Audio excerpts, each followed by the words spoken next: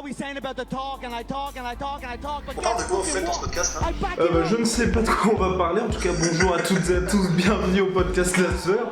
Salut Rust. Salut Guillaume. On ne sait donc pas, ce qu'on va raconter aujourd'hui, mais on va raconter ensemble. On va vivre ça ensemble. Cette histoire magnifique du MMA, des sports de combat. Ce week-end, il y a notre cher cowboy qui combat Leon Edwards. Bon, bah on n'a pas grand-chose à dire dessus. Voilà, allez à la prochaine. Non, non, on en avait déjà parlé brièvement. C'est un peu une des dernières chances de Cowboy pour rester relevant dans le MMA game et dans la catégorie welterweight contre un espoir dont tu avais déjà parlé. Enfin, ce bon vieil Edwards qui va être un très bon, mais qu'on ne voit pas champion au regard de la catégorie. Voilà, en fait c'est un fun fight, donc c'est un combat où on est à peu près sûr qu'il va y avoir des feux d'artifice parce que les deux sont des showmen et connus pour être des combattants divertissants, plus que des combattants qui vont flirter avec le titre. Et c'est un fun fight qui serait un bon fun fight pour une carte un peu plus intéressante, un peu plus importante. Mais ici on n'a pas de combat plus important et avec des conséquences un peu plus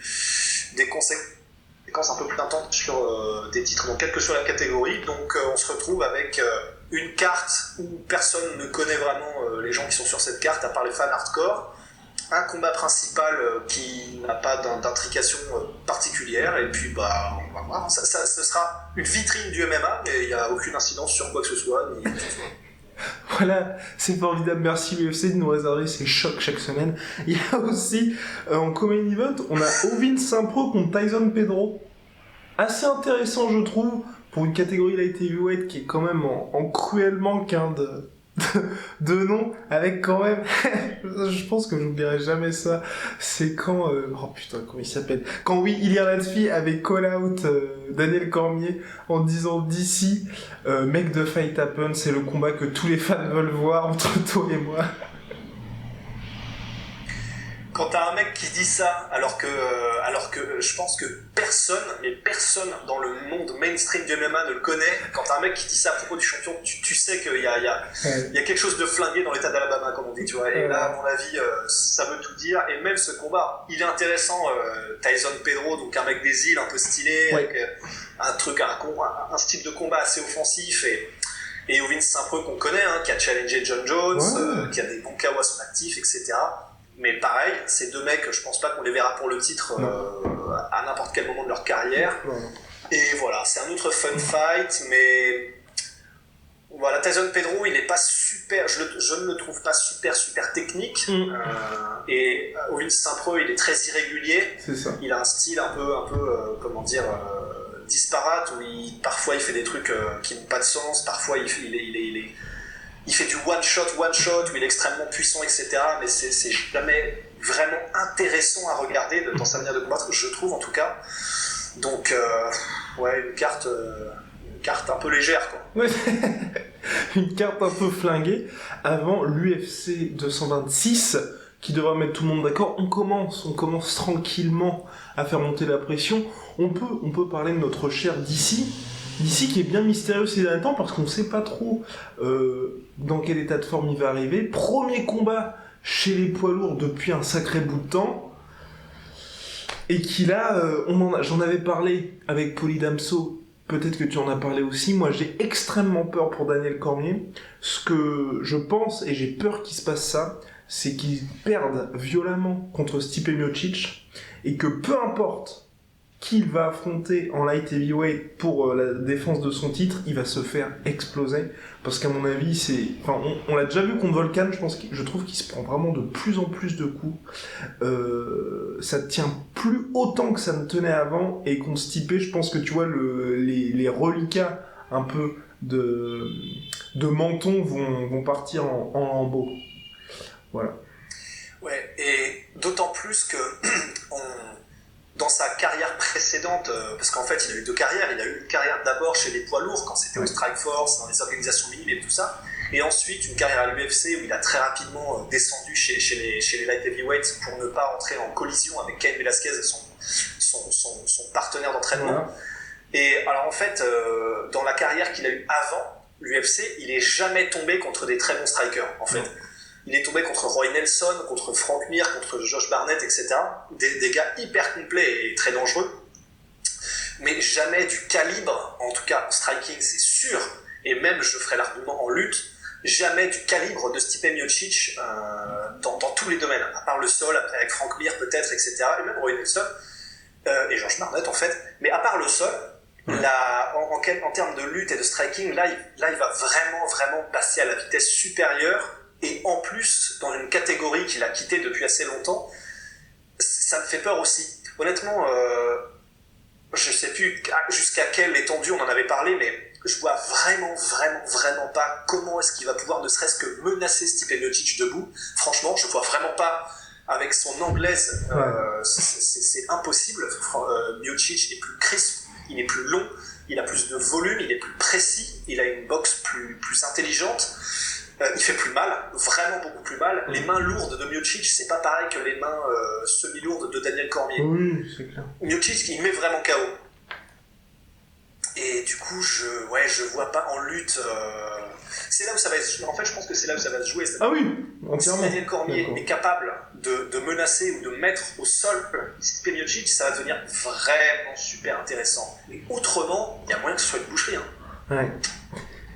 Donc une infime marge de manœuvre pour notre cher DC, qui est vraisemblablement dans la dernière année de combat, puisqu'il a dit qu'il allait prendre sa retraite avant ses 40 ans, ou pour ses 40 ans, donc en 2019, et donc là, contre Miocic. Mais ensuite, moi, ce qui me rassure un petit peu, c'est que vraisemblablement, celui qui gagne là a la voie libre, grosso modo, parce que si DC l'emporte contre Miocic, je pense qu'il peut attendre sereinement Francis Ngannou et les autres. Après, en fait, il y a moyen. C'est vrai que en fait, si t'es capable de battre Stipe Miocic, c'est vraiment le test ultime. Ça veut dire que t'es capable de résister à un gars qui est complet et ultra dangereux et performant partout. Après, c'est vrai que Ngannou, il offre toujours une menace qui est tellement différente, qui t'envoie en orbite en 2 minutes. Mais c'est vrai que s'il passe le test Miocic, déjà, premièrement, l'argument est un peu lancé à tort et à travers, mais on peut vraiment faire l'argument que c'est un des meilleurs de tous les temps. Arrête ça, ça je veux pas l'entendre, je veux pas, non mais... Mais pourquoi ?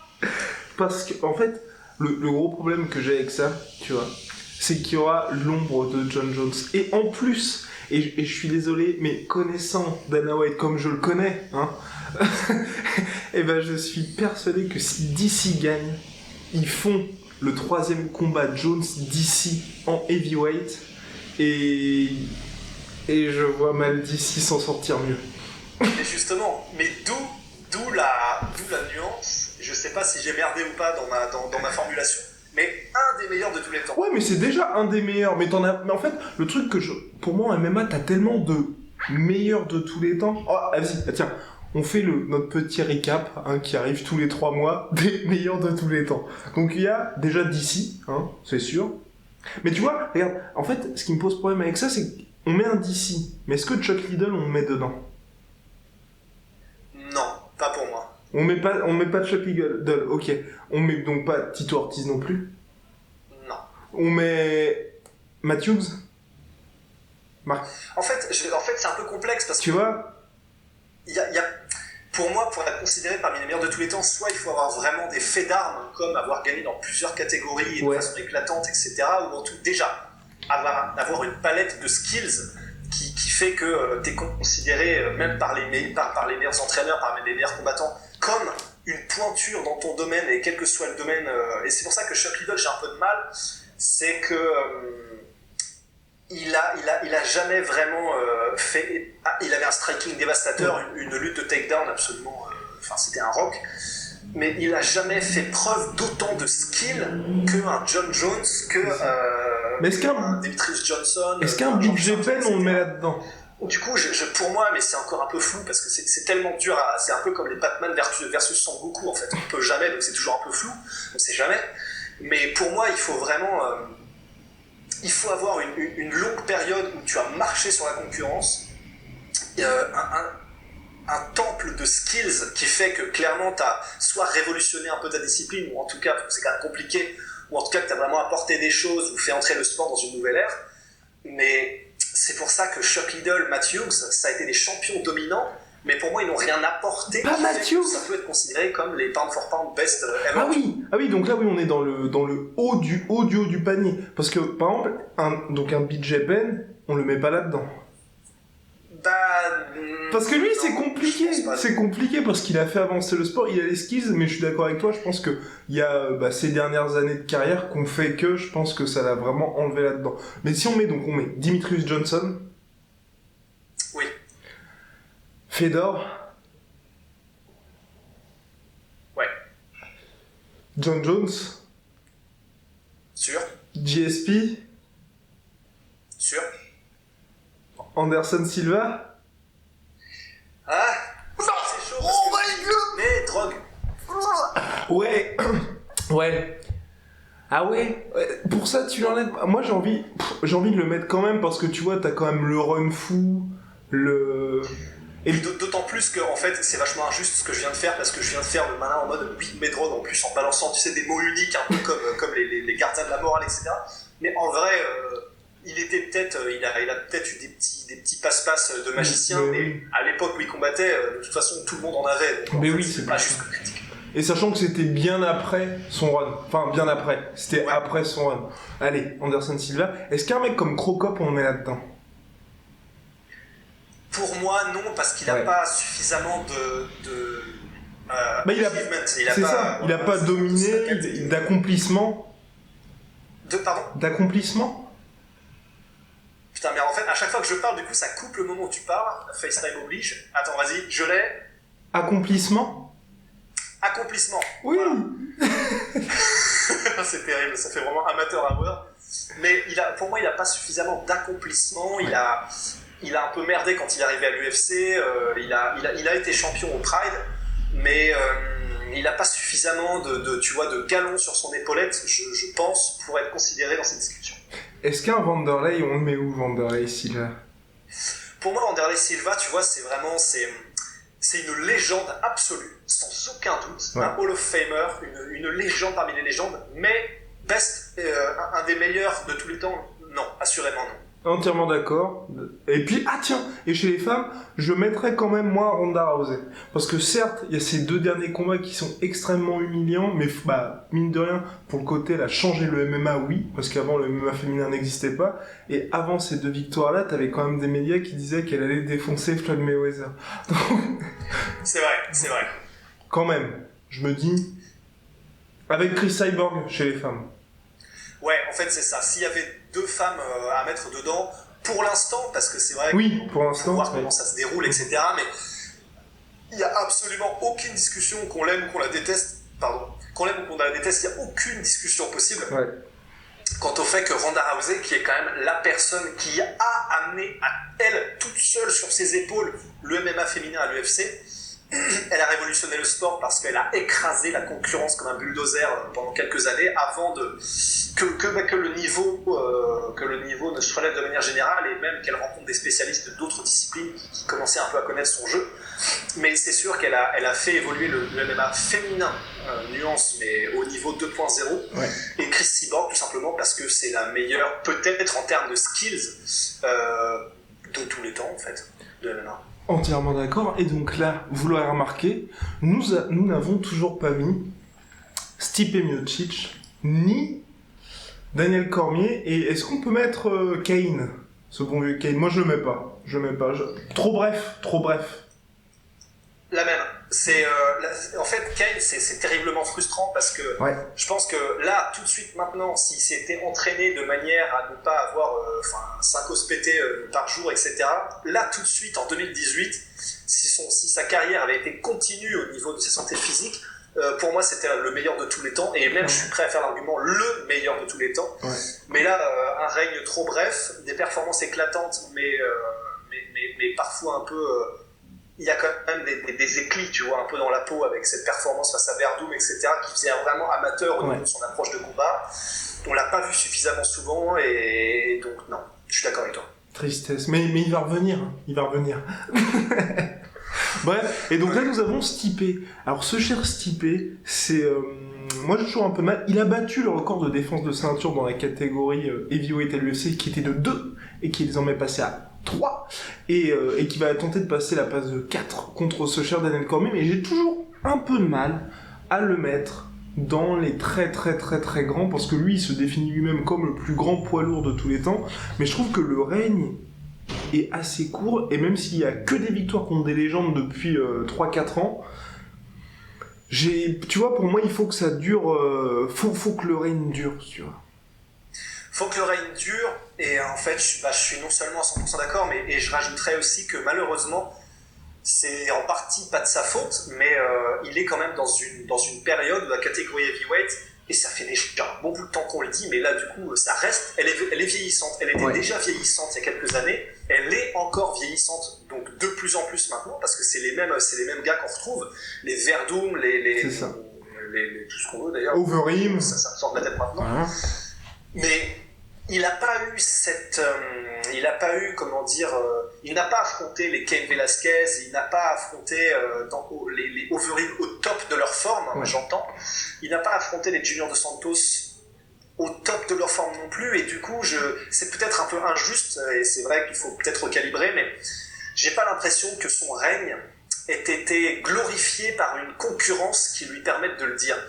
Et c'est pour ça que Cormier c'est vraiment génial, et encore il vient d'une catégorie exactement. Et c'est là où c'est vraiment dommage pour lui. Pour l'instant il a stoppé le train Ngannou, mais qui n'était pas encore développé comme il le sera dans quelques années. Donc il pâtit un petit peu de la concurrence à laquelle il fait face, et c'est vraiment cruel parce que du coup il vient de battre le record de défense. Au niveau des skills, clairement il peut être affiché comme un des meilleurs poids lourds de tous les temps. Et pourtant, ça passe relativement inaperçu, et du coup, il n'est pas encore considéré dans la discussion par qui que ce soit. Et ce qui est d'autant plus triste, je trouve, pour Stipe, c'est quoi qu'il arrive contre DC, on pourra, comme tu dis, toujours dire « Bah, t'as battu un light heavyweight, donc forcément, c'est un peu simple pour toi. » Le fait aussi, tu as battu un Daniel Cormier de 39 ans en fonction, justement, du résultat de Daniel Cormier dans le combat d'après. Et aussi, on l'a dit, c'est vrai que Stipe... Pour l'instant, son menton tient, mais il prend quand même beaucoup de dommages, et ce qui me fait peur, tu vois, c'est que le moment où il y aura, tu vois, un peu ce combat qui lui permet de passer un peu l'étape au-dessus, imaginons, contre un John Jones, ou, tu vois, le money fight, parce que, à mon avis, le combat contre Cormier, ils vont pas faire un énorme record en pay-per-view, et ben, il va se faire battre, tu vois. Il va se faire battre parce qu'il aura, tu vois, genre 35-36 piges, et les gens seront là, bah voilà. Pendant 6 ans, on a eu un champion comme ça, mais c'était un champion à la Demetrius Johnson, faute de talent, tu vois, ou de renouvellement dans la catégorie. Ouais, c'est clair. C'est clair, et en plus, bon, après, c'est vrai il faut voir comment ça évolue, mais il a des contenders qui peuvent se révéler être des vrais Nemesis. Faut voir comment il se développe, mais on pense à Volkov, on pense à Ngannou, il y a un autre poids lourd auquel je pense pas. Curtis Blades, il est toujours un peu léger pour moi. Curtis Blades. Toujours un peu léger. Pour moi, mais pour moi, c'est encore... Enfin, je veux dire, ils peuvent se développer, effectivement, mais après d'ici, imaginons qu'ils veuillent faire combattre à nouveau Miocic, ce sera à la fin de l'année. J'en vois aucun des trois qui soit prêt à la fin de l'année pour battre Miocic, tu vois. Ouais, pour battre Miocic, et même, c'est là où c'est cruel, c'est plus marketing qu'autre chose, et même avoir la renommée nécessaire pour que les gens considèrent que c'est un challenge vraiment de taille pour Miocic. Et c'est là où c'est chaud pour lui, quoi, quelque part. Il est dans un creux, en fait. Or Ngannou, parce qu'imaginons, notre cher Francis explose Derrick Lewis à l'UFC 226 en un round, il peut retenter le coup à la fin de l'année, hein, mine de rien. Complètement. Et voire même, c'est vrai que l'UFC va peut-être d'ailleurs envisager très sérieusement cette solution-là du point de vue pay-per-view, du point de vue business, parce que de toute façon, même si les pay-per-view, on l'a vu avec ce week-end, là, sont en grosse perte de vitesse, quelles que soient les raisons, il préférera toujours mettre, comment dire, un tueur, mais en plus un monstre comme Ngannou, plutôt qu'un mec comme Volkov, qui déjà est russe, donc un peu moins bankable près des Américains, ou un Curtis Blades, qui n'a pas la même personnalité, pas les mêmes facilités, et pas la même aura, c'est clair. Sachant que, voilà, pour moi, voilà, ce combat contre Ngannou, imaginons, tu vois, il y a une revanche dans 2 ans, Miocic et Ngannou, il peut y avoir exactement le même combat, avec ce que Miocic s'est pris, il se prend les mêmes coups, il finira KO, tu vois. Et c'est ça qui est terrible, c'est qu'on sait qu'un mec comme Francis Ngannou, bah là, effectivement, il y avait au niveau des skills, notamment en lutte, il a montré ses limites, mais on sait très bien que s'il revient contre Miocic dans quelques années, bah ce sera bon, tu vois. Ouais, honnêtement, si tant est qu'il s'entraîne comme il faut, qu'il aille dans les camps d'entraînement comme il faut et qu'il suive l'enseignement qu'il faut, honnêtement, Francis Ngannou, s'il revient dans 2-3 ans en s'étant vu les facilités avec lesquelles il apprend, sa vitesse d'évolution, sa courbe d'évolution, etc., si dans 2 ou 3 ans, il revient avec vraiment en ayant optimisé son temps en termes d'apprentissage, ça peut être le poids lourd le plus flippant que la catégorie ait jamais connu. C'est clair. Et bien sûr, il y a notre cher Francis, mais je ne sais pas si tu as vu les petits reports dans le monde du MMA, mais Brock Lesnar, tu vois, pourrait faire une apparition à l'UFC 226. J'ai du mal à comprendre. J'ai du mal à comprendre la stratégie parce que bah, ça ferait un peu d'argent, mais je vois mal être prêt pour le vainqueur du DC Miocic sportivement, tu vois. Je préférerais le voir contre un John Jones pour un combat de retour, parce que comme ça, tu vois, c'est le combat qui fait plaisir à tout le monde, qui a pas d'incidence dans le titre et qui va pas une nouvelle fois heurter un peu la crédibilité du titre à l'UFC, parce que Lesnar qui revient direct pour la ceinture, ouais. Bah, en fait, déjà, ça ferait perdre encore une nouvelle fois de la crédibilité à l'organisation dans son ensemble. Ça offrirait pas vraiment de challenge au niveau des performances, parce que avec l'USADA, on ne peut rien dire sans affirmer et sans preuve sur Brock Lesnar, mais il semble que maintenant que l'USADA est en poste, son corps est un peu changé. Donc, à voir comment il sera et ce qu'il peut offrir comme performance, ça aurait beaucoup plus de sens de le mettre contre un John Jones. Les deux reviennent de longues périodes d'absence. Ça offre un peu un matchmaking vraiment fun. Et clairement, un premier combat en poids lourd pour John Jones, c'est intéressant. Contre un Brock Lesnar qui est une powerhouse, clairement c'est un humeur le gars. C'est super intéressant, quelle que soit la forme physique de Brock Lesnar. Et à côté de ça, là, mettre Brock Lesnar, si c'est un Brock Lesnar version 3.0 sur le déclin, avec l'USADA derrière et ce que ça implique en termes de changement physique, et en plus il est lui-même vieillissant contre Stipe Miocic, ce serait de la barbarie, hein, franchement. Là ce serait un Cain Velasquez mais en plus vénère, quoi. Ce serait de la barbarie. Et donc oui, notre cher John Jones qui va, on l'espère, bientôt revenir, ça devrait se régler dans les prochains mois. J'ai toujours du mal, c'est terrible, j'ai toujours du mal à croire qu'il est coupable, à croire qu'il s'est dopé sciemment, ce cher John Jones, mais en tout cas, une chose est sûre, c'est que son manager a dit qu'il allait revenir plus talentueux que jamais, et que ça en était presque effrayant. Sachant que revenir plus talentueux que jamais, ça veut rien dire. Voilà, et sachant que on imagine mal le manager dire... Il a pué la merde, ça fait 1 an qu'il faut rien, qu'il se drogue et qu'il nique des putes, et là il va revenir en étant hors de forme. Ouais, non, ce serait compliqué à gérer d'un point de vue com, quand même. Et d'autant plus que c'est probablement ce qu'il fait de toute manière. Mais au moins, on le reverra, ça reste le meilleur light heavyweight de tous les temps, et probablement le meilleur de tous les temps. Ouais. Et franchement... C'est bon, c'est presque une malédiction parce que du coup on l'aura vu, je sais pas, peut-être 2 fois en 3 ans ou un truc comme ça. Mais quand même, à chaque fois qu'il revient, c'est un vrai événement, et pas seulement du point de vue médiatique, mais aussi du point de vue qu'est-ce qu'il va encore apporter au sport, qu'est-ce qu'il va encore nous montrer qu'on n'a jamais vu dans ces catégories-là, qu'est-ce qu'il va encore faire avec autant de facilité.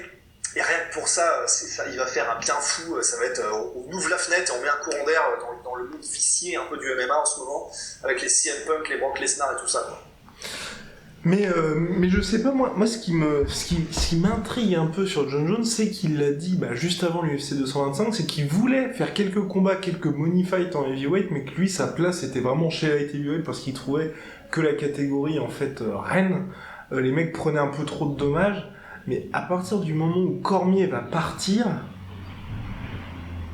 et ouais... Il n'y a plus personne. Il n'y a plus personne, parce que bon, avec tout le respect qu'on a pour Gustafsson, toi tu trouves un peu durement qu'il est moins impressionnant. Moi je trouve quand même, je trouve que Gustafsson mériterait une nouvelle chance pour le titre, mais c'est vrai que contre DC, s'il revient contre DC après l'UFC 226, petite pièce sur Gustafsson, mais un John Jones, Gustafsson, jamais de la vie je mets Gustafsson gagnant. Non, on répète, on connaît les histoires, mais John Jones ne se serait pas entraîné quasiment pour son premier combat contre Gustafsson. Il a gagné contre un Gustafsson qui du coup devait être vraiment préparé comme jamais et sapé comme jamais parce que c'était la chance de sa vie. Il l'a battu sans s'entraîner. On a vu ce que John Jones donnait dans les rematchs. Je pense que ce serait une très mauvaise idée d'aligner Gustafsson contre John Jones, même si c'est probablement ce qui fait le plus sens au niveau des rankings, même si eux-mêmes ne veulent plus dire grand-chose. Donc voilà, il reste Gustafsson, mais sinon, en fait, c'est vrai que sinon, sans Cormier, et alors qu'il a déjà battu Cormier 2 fois, il n'y a plus beaucoup d'intérêt pour John Jones. À part des stars montantes, mais il faudrait qu'elles montent vraiment vite là tout de suite. Il n'y a pas grand monde, donc en fait, maintenant, quelque part, sa destinée, c'est l'heavyweight, John Jones. Oh my god. Mais ce serait effectivement très intéressant chez les heavyweight. Et le combat contre Gustafsson, j'aimerais beaucoup le revoir parce que John Jones, c'est vrai qu'il dit dans toutes ses interviews que c'est un combat qu'il voudrait refaire pour montrer qu'effectivement, ce combat-là, il s'était raté. Et ça, franchement, un John Jones énervé, mais pas énervé contre Gustafsson, mais plutôt dans le sens, j'ai envie de prouver à tous ceux qui ont douté de moi que voilà, je suis comme ça quand je m'entraîne. Ce serait magnifique, je pense. Je pense que ce serait bon. Ça doit être effrayant.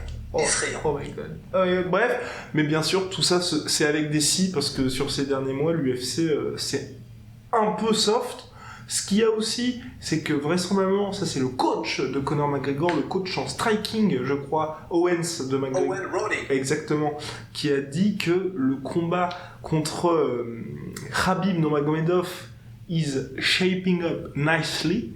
Donc ça commence tranquillement, on fait un petit peu monter la pression, tout ça. Georges Saint-Pierre qui devrait combattre à nouveau selon Ariel Helwani. Oui, parce que Dana White a dit que Georges Saint-Pierre ne combattrait plus, donc ça veut dire qu'il combat bientôt. Ah, voilà, exactement. Toujours avoir confiance envers le président de l'UFC. Et ce même Conor McGregor qui donc poste des vidéos sur Instagram de beaucoup d'entraînements en jiu-jitsu et en grappling. Pas sûr que ça suffise néanmoins, mais avec lui rien n'est...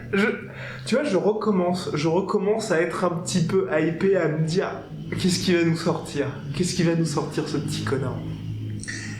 Voilà, s'il y a bien quelqu'un qui peut sortir un truc du chapeau, c'est lui.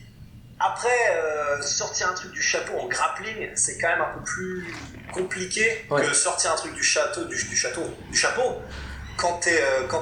et d'autant plus quand t'es Conor McGregor, mais surprendre un grappleur expérimenté, et quand on dit expérimenté, c'est une sous-proposition quand on parle de rapper, mais ça va être difficile de le surprendre, donc il peut comment dire, affûter un peu son sabre pour peut-être le surprendre sur des relevés quand il est au sol, pour se dégager un peu, etc. Mais j'ai du mal à voir Conor réussir à soumettre ou même contrôler, et rien que de le dire, je sens que c'est impossible, de contrôler Khabib au sol ou quoi que ce soit.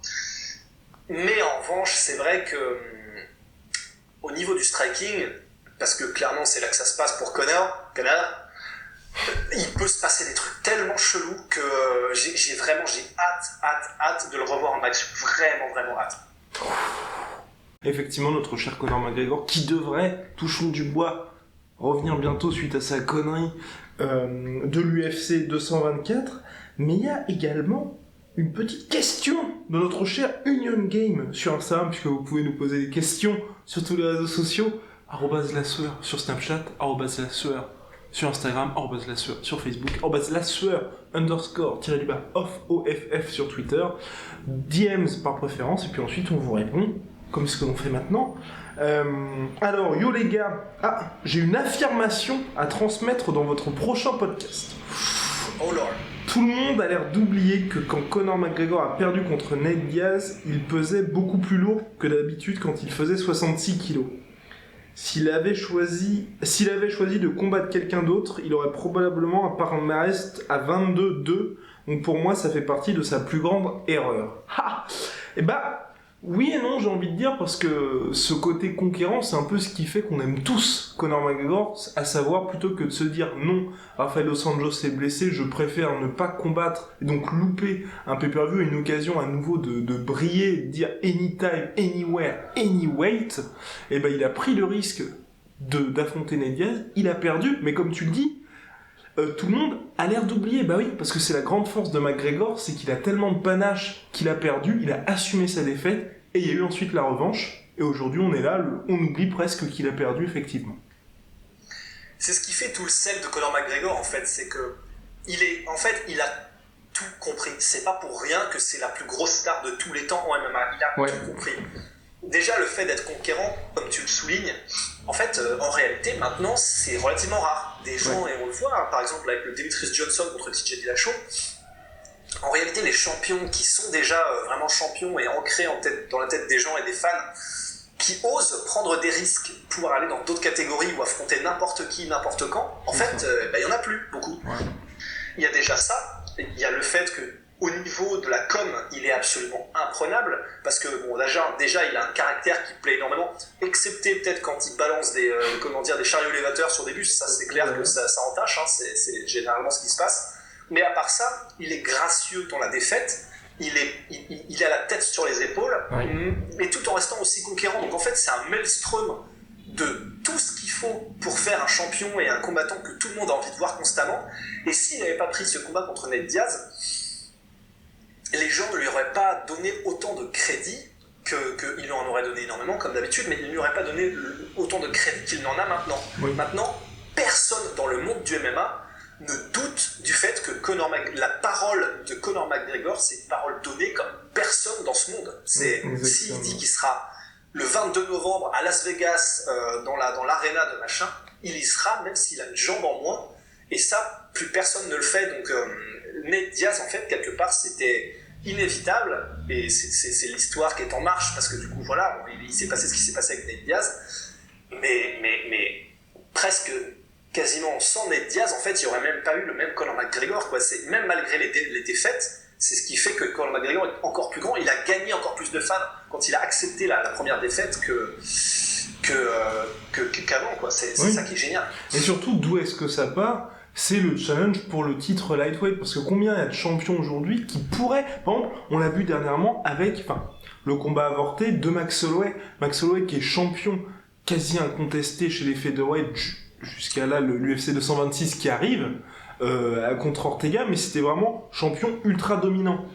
Il a voulu sauver la carte de l'UFC 223 en affrontant Khabib en lightweight. Et s'il y avait eu ce combat, victoire ou défaite de Max Holloway, on peut être sûr que tous les fans se seraient dit waouh, un mec qui, plutôt que de rester dans sa zone de confort à exploser tout le monde, car oui, c'est beau les highlights, mais ça passionne pas quand il n'y a pas vraiment de concurrence, le mec prend un risque et se dit ok, je monte, et là je vais vraiment avoir du challenge, victoire ou défaite, j'aurais tenté.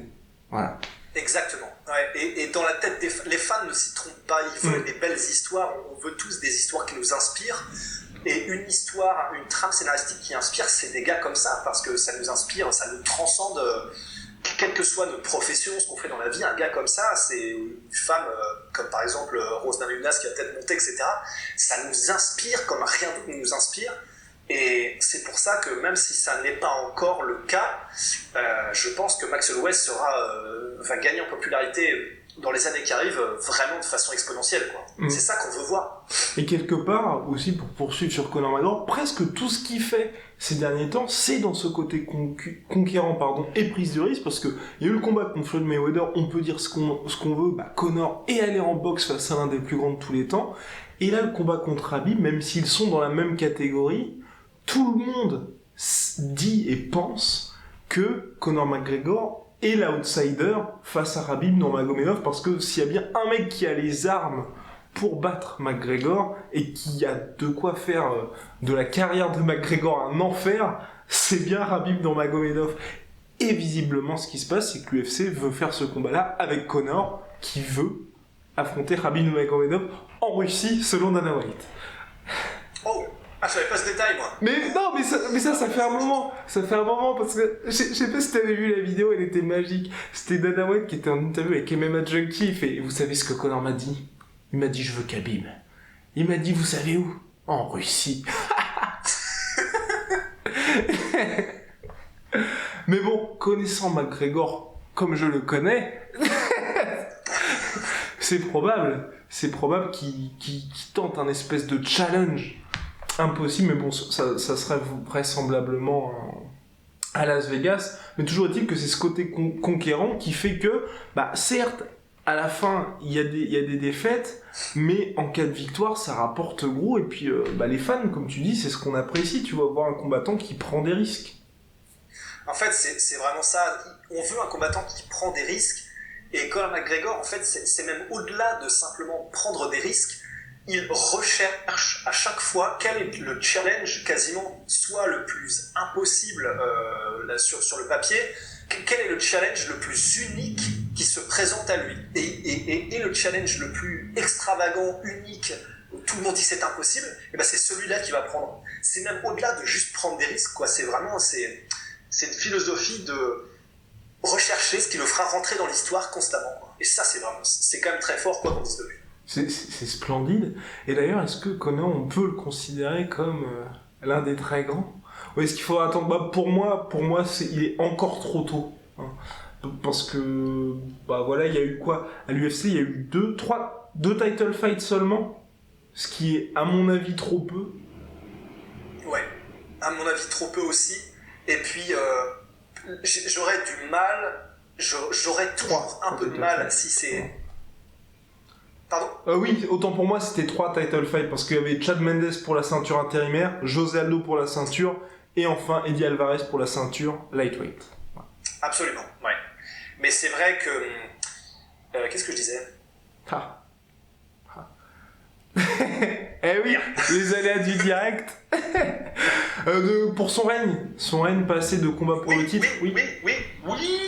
Ouais, c'est que j'aurais du mal à le considérer comme un champion complet et vraiment rentrer dans la légende et parmi les meilleurs pound for pound si il ne combat pas les meilleurs, vraiment les meilleurs des meilleurs que les catégories ont à offrir, même s'il ne défend pas sa ceinture, mais au moins qu'il combatte vraiment ce que les catégories ont de plus terrifiant à offrir. Là, c'est ce qu'il fait, et tant mieux avec Khabib, mais il ne l'a... Bon, c'est vrai qu'il a peut-être pas eu l'opportunité, etc. Il est parti trop vite, mais il aurait pu ou dû le faire contre Frankie Edgar en featherweight.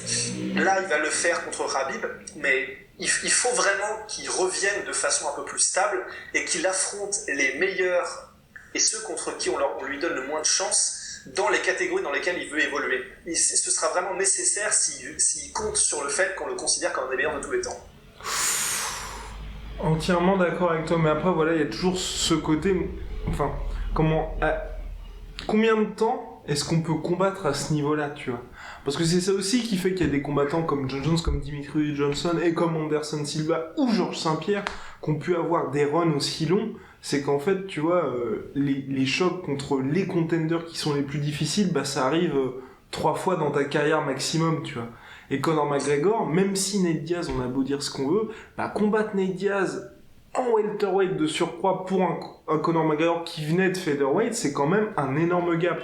Et c'est vrai que le mec, depuis 2 ans, il enchaîne les combats contre des combattants qui sont sur le papier ou avant favoris, tu vois. Parce que même Eddie Alvarez, avant qu'il se fasse démonter par Conor McGregor, on avait beaucoup de doutes, tu vois. Et combien de temps est-ce qu'un corps peut encaisser ça, tu vois?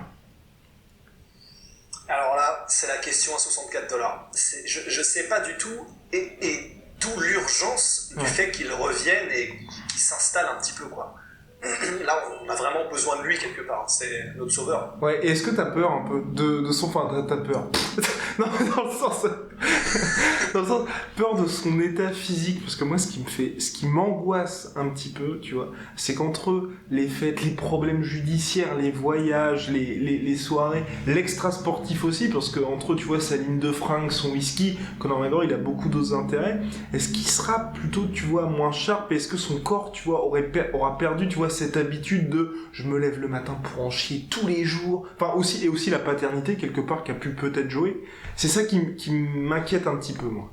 C'est vrai qu'il y a des raisons de s'inquiéter parce que j'étais sur le point de faire l'argument que oui, mais c'est un mec qui est tellement obnubilé par le combat, et c'est vrai que ça, il le disait lui-même, hein, voilà, parfois je me réveille en pleine nuit pour regarder des vidéos de gorilles, pour simplement voir comment il se déplace. C'est un mec qui vit, mange, réfléchit, respire MMA. Mais c'est vrai qu'en fait, que ce soit dans tous les sports, Michael Jordan en NBA, en basket, ou même Tyson, il y a eu des mecs qui étaient aussi tarés au niveau de vivre leur sport, vraiment le vivre 24/24, mais qui pourtant Tyson par exemple, il a fini un peu sur les rotules, etc. C'est vrai que le fait qu'il soit autant passionné et qu'il vive pour son sport, je sais pas si ça rentre en ligne de compte. En revanche, vraiment, à la différence des deux athlètes susnommés, Tyson et Michael Jordan, c'est vrai que j'ai vraiment l'impression que Conor,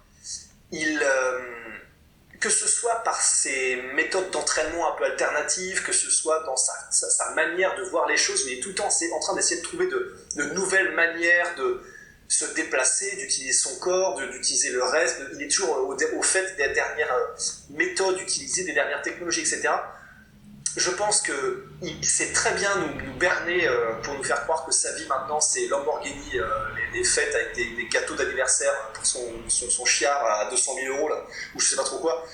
Nous faire croire que maintenant c'est sa vie, mais je le pense trop intelligent et trop possédé par ce sport pour vraiment le lâcher complètement. Et je pense qu'il s'entraîne toujours, pas autant que quand il est en entraînement, etc. Mais je pense qu'il s'entraîne toujours autant pour progresser, apprendre de nouvelles choses, rester toujours aussi sharp, etc. Et quand il se remettra dans un camp d'entraînement, instinctivement, je me ferai pas de soucis pour son affûtage physique. S'il y a bien un mec qui personnifie sa propre catchphrase, qui était donc Stay ready so that you don't have to get ready, bah, c'est bien McGregor, tu vois. C'est ce que j'espère aussi, d'autant plus que, selon toute vraisemblance, ce que je me dis aussi, c'est que, mine de rien, ça fait un certain temps qu'il sait, grosso modo, que ça va être contre Khabib pour son combat de rentrée, tu vois. Et que tout le monde sait, ce qu'il a à travailler pour réussir à s'imposer contre Khabib. Voilà. Et, donc bon, mais s'il gagne contre Khabib, ce serait aussi bien pour lui que désastreux pour la catégorie lightweight de l'UFC. Ouais, mais à choisir, et pour l'UFC et pour le sport, c'est quand même, malgré ça, même s'il flingue la KT, c'est mieux pour le sport. Parce que là, si Conor bat Khabib, ça veut dire qu'après, voilà, c'était déjà une super, ultra, méga, astral, star, tout ce qu'on veut. Là, après, il va décoller, mais comme jamais. Ouais, mais oui, et vivement son retour, parce que ce que je pense aussi, c'est qu'à mon avis, il y aura un nouveau run quand il va revenir. Tu vois, ça va reprendre un rythme un peu plus soutenu que ce qu'il y avait ces derniers temps, avec 2-3 combats par an. Et voilà, il y aura toujours les money fights, mais voilà, ça sera pas comme maintenant où tu vois, le gars il se dit, de temps en temps je vais aller en boxe, et puis il y aura tous les problèmes. Et mine de rien, c'est vrai que, aussi, je pense que le problème judiciaire qu'il y a eu là, ça va aussi un petit peu le cadrer, tu vois.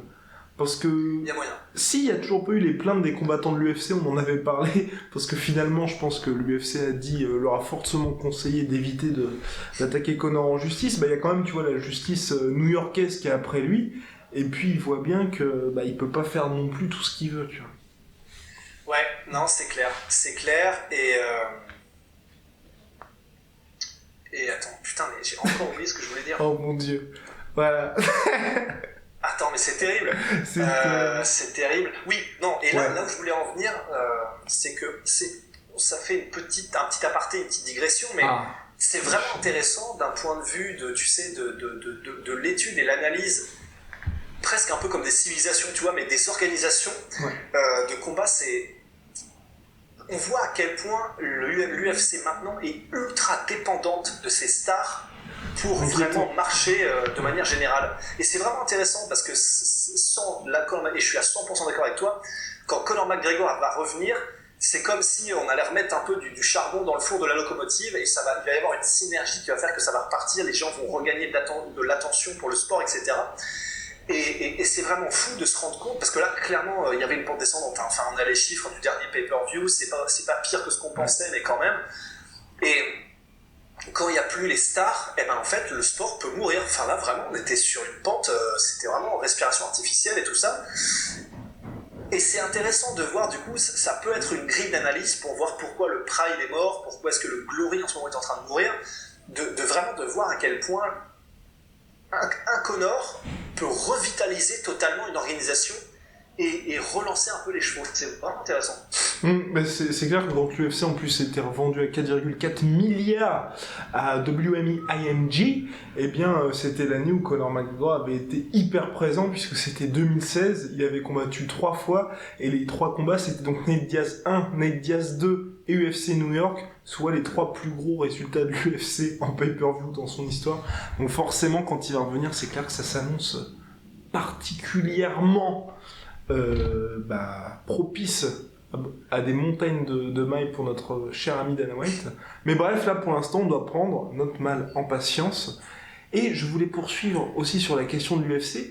C'est aussi pour moi le fait que, parce que voilà, au niveau du pay-per-view, pour ceux qui ne connaissent pas l'histoire, c'est l'UFC 225 était une carte superbe. D'ailleurs, merci pour votre soutien, parce que on a fait quand même de très très bons scores sur cette couverture UFC 225, aussi bien sur le site que dans nos podcasts, donc merci à vous. Notamment sur SoundCloud, mon cher Rust, puisqu'on a été téléchargé, accroche-toi bien, 17 fois. 17 personnes. Non mais, non, parce qu'il y a des gens qui nous ont écoutés, il y a eu plus de... Les écoutes, on a dépassé les 1000 en cumulé sur toutes les plateformes, et sur SoundCloud uniquement, il y a eu plus de 17 téléchargements, ou 17 téléchargements. Ce qui est pas mal, parce qu'il y a les écoutes, en fait. Faut différencier les écoutes des téléchargements. Et il y a des gens qui nous ont téléchargés directement. Oh, ça y est, c'est en train d'arriver. Ok, c'est pas 17 lectures sur... Non. Ouais, oui. Et oui. Ah ouais. Et donc merci de nous télécharger, de nous prendre et de nous mettre dans vos petites boîtes. Ça fait très plaisir. Dans vos cœurs. Dans vos cœurs, effectivement. Mais donc oui, donc pour revenir à l'UFC 225, donc les premiers résultats partiels en pay-per-view étaient tombés, 150 000 achats, ce qui était désastreux. Finalement, on est à 250 000, ce qui est tout de même très inquiétant pour ce qui était la carte de l'année. Oui, parce que comme tu l'as dit, voilà, les championnats, ça ne passionne plus, mais pour moi, l'UFC ne peut s'en prendre quelque part qu'à elle-même là-dessus, parce qu'aujourd'hui, voilà, les champions n'ont plus de crédibilité, de légitimité. Alors, avant, ce qui se passait, c'est que tu avais un champion, il défendait sa ceinture, et puis forcément, voilà, une défense, imaginons, le mec ne parle pas anglais, et pas spécialement charismatique, t'attends 2-3 ans histoire qu'il ait 6 défenses de ceinture. Après, les gens ils se disent waouh, c'est un mec dominant, on va peut-être le regarder. Alors aujourd'hui, avec tous les titres intérimaires, les gens n'y comprennent plus rien, ce qui fait que on peut avoir un combat Chris Cyborg-Kunitskaya pour la ceinture featherweight. Donc le fan va se dire ok, donc il y a Chris Cyborg, c'est celle qui avait combattu Olion contre qui est cette fille? Elle a jamais combattu à l'UFC. Je sais même pas l'organisation dans laquelle elle était précédemment. Vous la mettez contre... Enfin, aucun sens. Aucun sens, et d'autant plus que on vient juste de parler du fait que l'UFC est dépendante de ses stars et vraiment de gros poids lourds en termes de pay-per-view et de couverture médiatique. Mais c'est vrai. Mais une des raisons pour laquelle l'UFC est en perte de vitesse, c'est tout ce que tu viens de dire aussi. C'est dans le sens où... Et c'est paradoxal, c'est le serpent qui se mord la queue, mais quand Conor McGregor et les stars sont partis, il y avait besoin, en plus, il s'était fait racheter pour les montagnes de fric, et il y avait besoin de générer de l'intérêt, et ils ont commencé du coup à faire des matchs qui n'avaient plus aucun sens. Ils ont aussi fait venir CM Punk, ils pensent à faire des Brock Lesnar contre le gagnant du titre poids lourd, mais ça c'est des exemples, même à des plus petits niveaux, ils ont vraiment pris des décisions qui n'avaient pas de sens. Et paradoxalement, en fait, sur le long terme, ça fait vraiment beaucoup plus de mal qu'autre chose. Et maintenant, même sur le court terme, ça marche plus. Et c'est vrai que là, il va vraiment falloir revenir à des bases solides, parce qu'en plus, Chuck Liddell et Anderson Silva, qui sont maintenant des légendes et que les gens reconnaissent, à la base, dans leur premier combat et quand ils sont arrivés à l'UFC, ils faisaient pas de gros scores en pay-per-view et c'est vraiment après plusieurs apparitions et après avoir défendu leur ceinture de façon vraiment dominante, etc., avec des chaos spectaculaires, c'est petit à petit qu'ils ont vraiment commencé à exploser médiatiquement. Et là, l'UFC se tire une balle dans le pied parce qu'elle veut avoir le beurre, l'argent du beurre et le boule de la crémière, parce que ils veulent démonifier en faisant n'importe quoi, ouais. Ils veulent garder un système de ranking et de titres alors que ça n'a plus de sens parce que leur matchmaking est insensé, ils veulent des stars de temps en temps, enfin c'est un espèce de gloubi-boulga qui fait que soit ils sont pas complètement dans le freak show, mais ils sont pas complètement non plus dans des rankings stables, stabilisés, où on met vraiment en avant les champions. Et là, c'est un espèce de... c'est un tiramisu, t'en manges pas les boudoirs, quoi. Terrible. On espère que l'UFC progressera, va changer un petit peu de bord là-dessus, notamment aussi pour les pesées. On en a reparlé, donc c'est désormais acté. Les pesées seront de retour dans l'après-midi, donc bon courage pour les combattants qui cut énormément. Petite parenthèse, as-tu écouté l'album de Damso ? Toujours pas, mais tu l'as dit hier, donc je l'écoute très bientôt. Et aussi, je tiens à dire, ce qui n'a rien à voir et qui va complètement casser la dynamique, mais j'ai plus que 9% de batterie. Et du coup, ça peut couper à n'importe quel moment. Ça peut couper à n'importe quel moment, bien bref, Rust, mon cher Rust, à la semaine prochaine. Semaine prochaine, non, il restera toujours plus d'une semaine avant l'UFC 226, donc on va voir de quoi on va parler, mais on en parlera. À la prochaine. Ouais. Salut. I'm saying about the talk and I talk and I talk and I talk, but guess fucking what? I back it up.